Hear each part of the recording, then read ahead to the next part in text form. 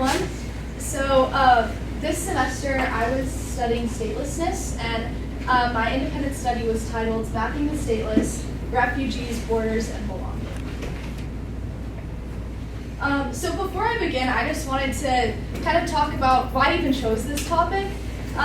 So over the summer, I spent 6 weeks living with a host family in Dushanbe, Tajikistan, where I was able to be immersed in Tajik culture, learn about their politics, and learn the language as well. And something that really stuck out to me during my time abroad was how there were a lot of Afghani refugees there. And oftentimes they were being denied citizenship. And this just I became very curious about it, so I did some research, and that's where I learned what statelessness even was. So at the beginning of the semester, I was kind of studying what legal statelessness is, but later I went deeper into emotional statelessness. So what that even means, so legal statelessness is when a person does not belong to any state or country because they're not recognized as a citizen. It's also when they don't have a passport, virtually any rights or political membership. Versus emotional statelessness is when people have more of a psychological loss of belonging. Generally, it's when their identity is kind of suspended between homeland and exile, and it's also the feeling where citizenship does not necessarily equate to feeling at home. And this is very common amongst immigrants and refugees. And yeah, I was also drawn to this topic because both of my parents are Iranian immigrants, just for some context. So this matters because statelessness affects millions of people, yet it is barely talked about. I didn't even know what statelessness was until I traveled across the globe to Tajikistan.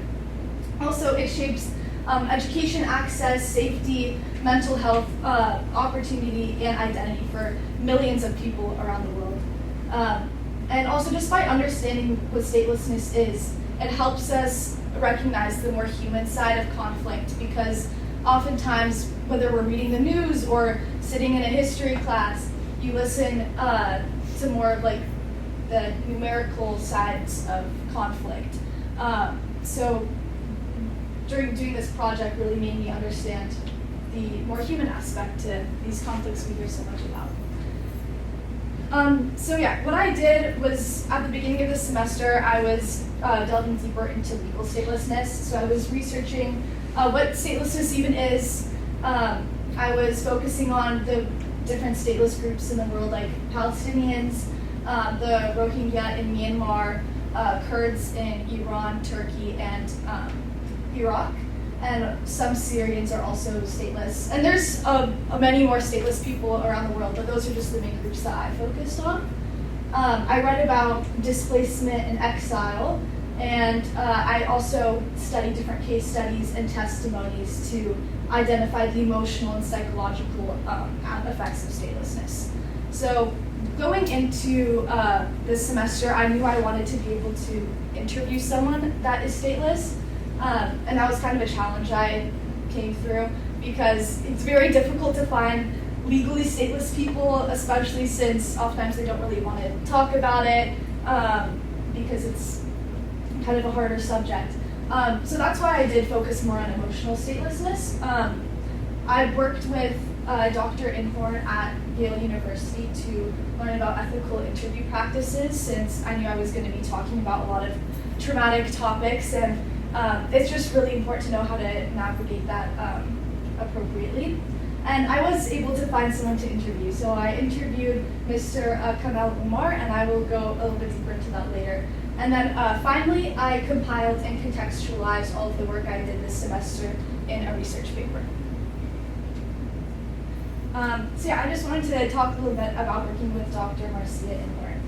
She's one of the world's leading medical anthropologists, and she's a professor of anthropology and international affairs, and she's also the chair of the Council on Middle Eastern Studies at Yale University. I had the privilege of connecting with her actually before the semester began. I was just emailing a bunch of different professors at different universities. She was the only one that answered me, but I was very appreciative.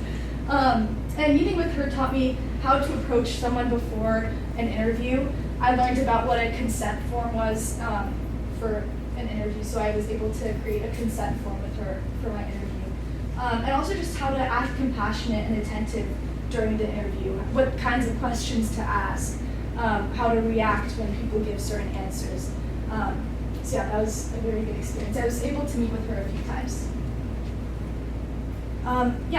And then just about my interview with Mr. Kamal Umar. So he was born in 1939, and he grew up in the West Bank of Palestine until it was annexed by the Hausaite Kingdom of Jordan. And once it was annexed, he became a Jordanian citizen, so he had a Jordanian passport, which actually made the process of immigrating to the United States a lot easier for him. And but even though he had this legal citizenship, he described to me that living in Jordan and then also America, he never necessarily felt at home. And I also noticed that through the interview that for him, citizenship created safety, but it didn't necessarily create belonging. He said, displacement left deep scars in my family.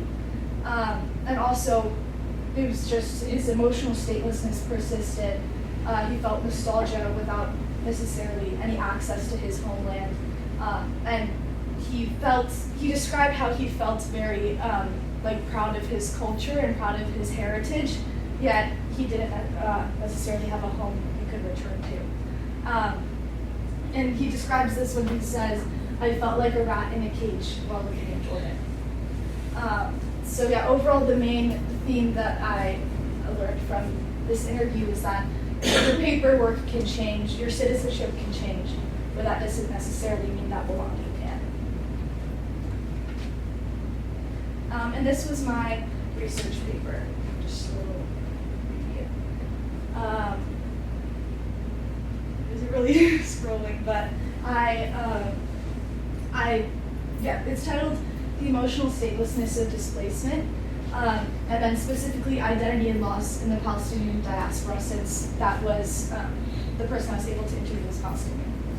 I don't know.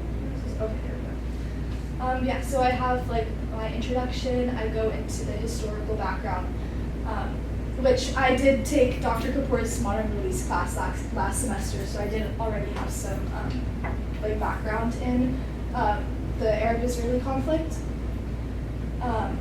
And then I went through the methodology that I use, and then I went deeper into the case study that I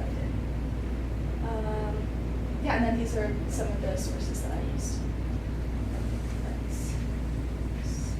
Okay, so the main impacts that I took from this semester was that statelessness is not just legal, it is deeply personal, and listening to lived experience can be a form of awareness. Since I was not very familiar with, I never talked to a Palestinian before this independent study, so it was very interesting. And just for some next steps, I am hoping to submit my research paper to the Journal of Research for high school. That's kind of where I got my inspiration for the format. I was reading a lot of the research papers that they have on there. But yeah, that is my independent study. Do you guys have any questions?